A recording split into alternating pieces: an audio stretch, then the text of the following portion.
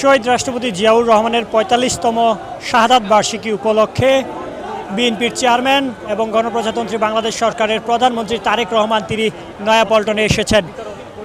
আজ বিএনপির যে কর্মসূচি রয়েছে মূলত বিভিন্ন স্থানে খাদ্য সামগ্রী বিতরণ এবং বস্ত্র বিতরণ কর্মসূচি সেটি পরিচালনা করছেন বিএনপির চেয়ারম্যান তারেক রহমান। সেই চিত্র আপনাদের দেখানোর চেষ্টা করছি। এই মুহূর্তে বিএনপির কেন্দ্রীয় কার্যালয় নয়াপল্টনের সামনে তিনি বস্ত্র বিতরণ এবং খাদ্য সামগ্রী বিতরণ কর্মসূচি পালন করছেন।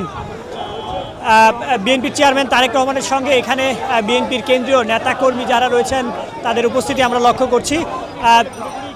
তিনি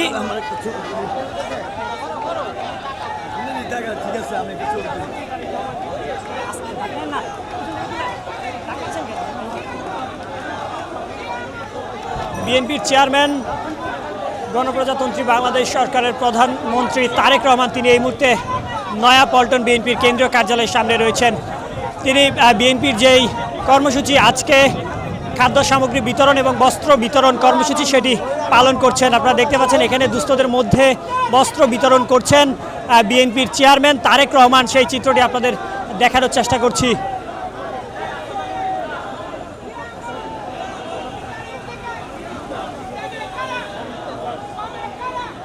জিয়াউর রহমানের ৪৫তম শাহাদাত বার্ষিকী উপলক্ষে বিএনপির আজ এই খাদ্য সামগ্রী বিতরণ এবং বস্ত্র বিতরণ কর্মসূচিতে অংশ নিয়েছেন বিএনপির চেয়ারম্যান গণপ্রজাতন্ত্রী বাংলাদেশ সরকারের প্রধানমন্ত্রী তারেক রহমান।